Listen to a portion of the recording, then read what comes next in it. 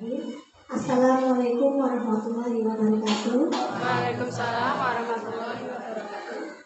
Yang terhormat Bapak dan Ibu dari PKJ Pemalang, yang terhormat Bapak Muhammad Salahuddin selaku mentor kita di sini di Pilot 1 Angkatan 18, dan yang saya hormati rekan teman semuanya di Pilot 1 Angkatan 18. Pertama-tama marilah kita panjatkan puji syukur kehadirat Allah Subhanahu wa taala sehingga pada hari ini kita bisa berkumpul bersama dalam rangka seminar laporan akhir orientasi pengenalan nilai dan etika pada instansi pemerintah ASN Kabupaten Pemalang. Salawat serta salam selalu saya haturkan kepada junjungan Nabi Allah, Nabi Muhammad SAW, sehingga kita nantikan syafaatnya di yaumul akhir nanti. Amin ya rabbal alamin. Langsung saja, izinkan saya memaparkan hasil laporan akhir orientasi pengenalan nilai dan etika pada instansi pemerintah ASN P3K Angkatan 18 tahun 2024.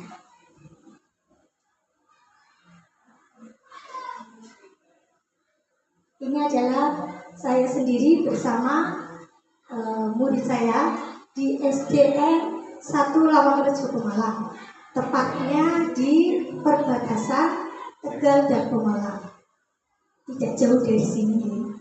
Saya bekerja di situ, berarti dari mulai pengangkatan awal, karena sebelumnya saya dari SD Al-Irsyad Pemalang yang sudah mengabdi sampai 10 tahun, kemudian diangkat menjadi P3K mulai Mei kemarin. Jadi saya baru masuk bergabung menjadi anggota baru guru di Universitas SD 1 Lawanrejo.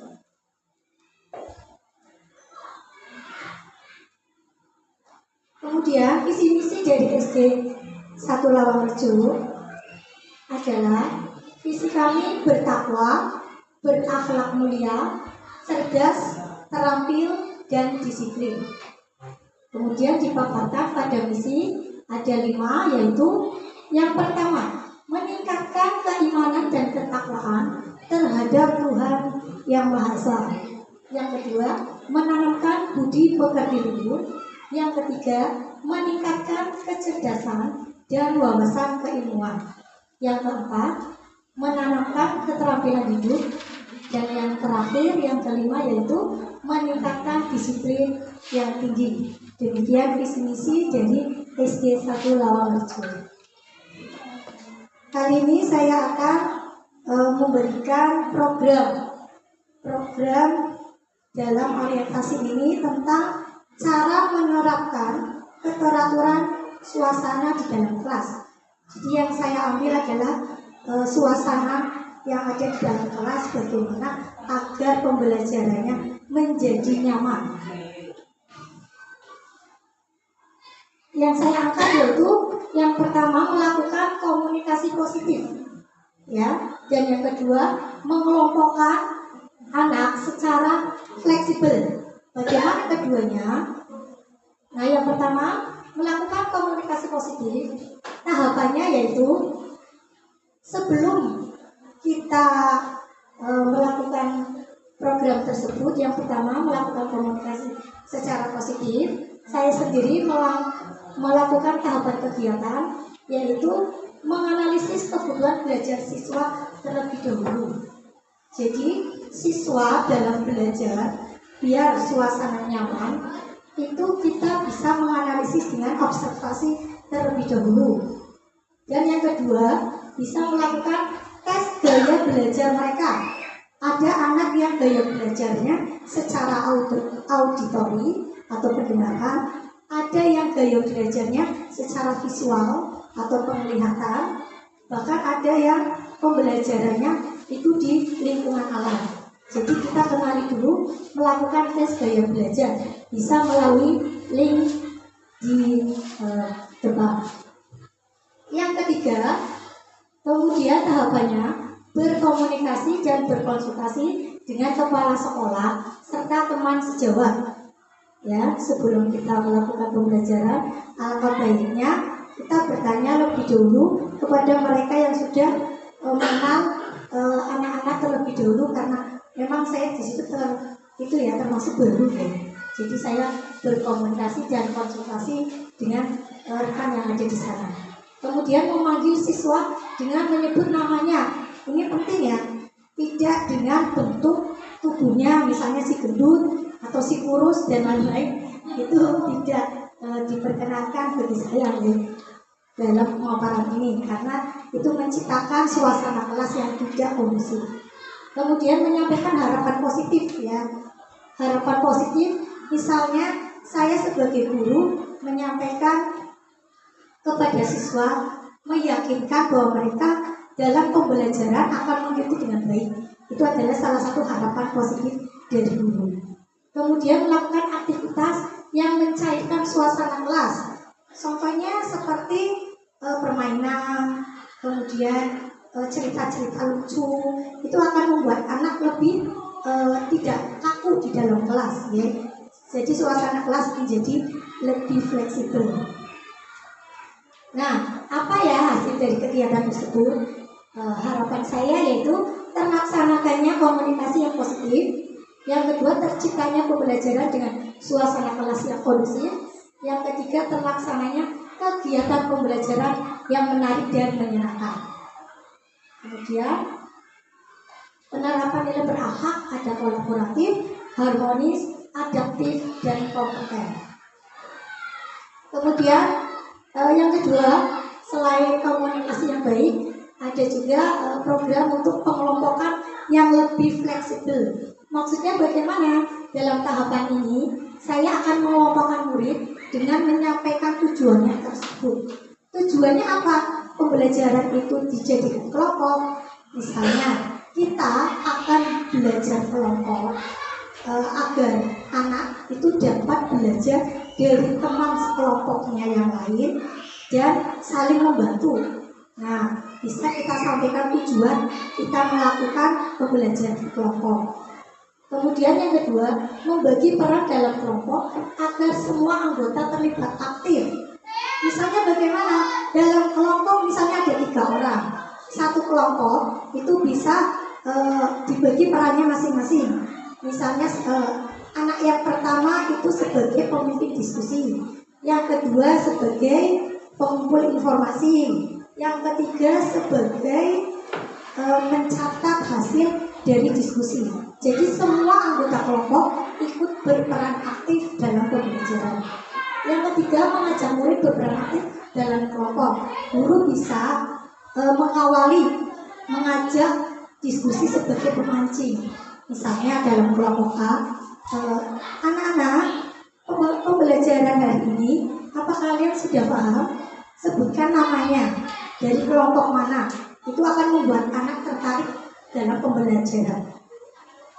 Next, hasil yang diharapkan dari kegiatan ini, yang pertama, pelaksananya kelompokan yang lebih fleksibel.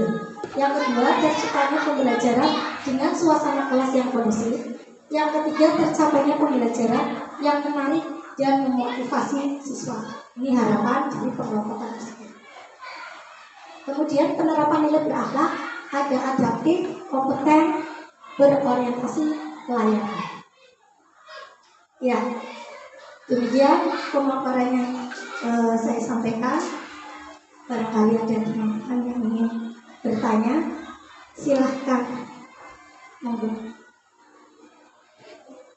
Oh ya, Bu Maidah, silahkan. Terima kasih atas waktunya. Di sini saya mau menanyakan, tolong Ibu berikan contoh penerapan di dalam kelas saat melakukan komunikasi positif untuk mengembangkan suasana yang kondusif. Oh ya, tadi sudah dipaparkan ya. Saya ulangi lagi. Jadi contohnya komunikasi yang positif. Yang pertama, seandainya dalam pembelajaran maupun di luar pembelajaran, kita memanggil muridnya dengan menyebutkan nama, bukan bentuk fisiknya, bukan tingkah lakunya, misalnya si jahil atau dia misalnya karena jerawat dia dipanggil maaf ya, dia seperti itu ya, tapi sebutkan namanya ya, itu akan membuat kita semakin dekat dengan anak karena mengenal anak tersebut, sehingga suasana kelas di dalamnya itu juga kondusif karena ada interaksi antara guru dan siswa yang sesuai ya, tidak merendahkan dan lain-lain. Kemudian contoh yang lain selain memanggil namanya, yaitu ketika kita memberikan pelajaran, kita juga memasukkan harapan yang positif ya. Harapan positif seperti apa? Kita meyakinkan kepada anak bahwa pembelajaran ini bisa dilalui dengan baik. Contohnya, saya yakin kalian bisa mengerjakan tugas kali ini. Itu termasuk adalah harapan positif ya. Kemudian yang lain juga kita bisa mengajak murid untuk berinteraksi aktif ya, atau mencairkan suasana kelas yang bisa menimbulkan kelas itu tidak kaku ya. Contohnya dengan permainan-permainan, kita bisa bermain tepuk. Yang sering kita lakukan kan tepuk ya, tepuk anak soleh, nanti anak-anak akan bertepuk, itu akan membuat suasana kelas menjadi kondusif dan lain sebagainya. Atau menyanyi atau cerita lucu, seperti itu contohnya. Bagaimana Bu? Ya, terima kasih. Yang lain monggo. Sudah cukup? Ada? Oh ya. Monggo Bagaimana cara agar setiap siswa aktif terlibat dalam kelompok saat pembelajaran? Oke. Dalam kelompok kadang kan hanya ada beberapa saja yang aktif ya, karena mengandalkan teman yang lain. Di sini saya memberikan fasilitas kepada anak, yaitu yang pertama menyampaikan tujuan dalam berkelompok, sehingga mereka tahu pembelajaran ini berkelompok karena apa? Apa karena dalam pembelajaran agar saling berbagi, ada anak yang tidak bisa mengerjakan, teman yang lain bisa menolong, sehingga jelas dalam pengelompokan tersebut. Yang kedua, dalam kelompok tersebut dibagi peran masing-masing. Jadi tidak ada anak yang diam. Ada yang jadi pimpinan diskusi, ada yang sebagai penulis, ada juga yang menjadi pengumpul informasi dan lain sebagainya. Jadi dijadikan peran masing-masing siswa. Ada perannya masing-masing ya. Kemudian yang ketiga, guru mengajak siswa untuk berinteraksi, memancing supaya ada diskusi yang baik ya dalam kelompok tersebut. Panggil namanya, kelompok 1, apakah sudah selesai? Mia, hari ini bagaimana pembelajarannya? Seperti itu. Nanti akan timbul interaksi dalam kelompok tersebut.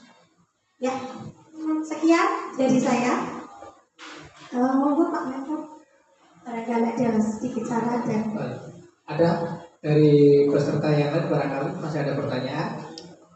Cukup tidak ada? Baik. Sedikit dari saya untuk Bu Imana Wangsari. Terima kasih pemaparannya sangat bagus. Beri tepuk tangan dulu untuk Ibu Imana Wangsari. Ibu Imana Wangsari pada kesempatan kali ini itu mengintervensi kegiatan dari kepala sekolah dalam bentuk penerapan keteraturan suasana kelas. Ini tidak dilaksanakan sekali ya Bu ya.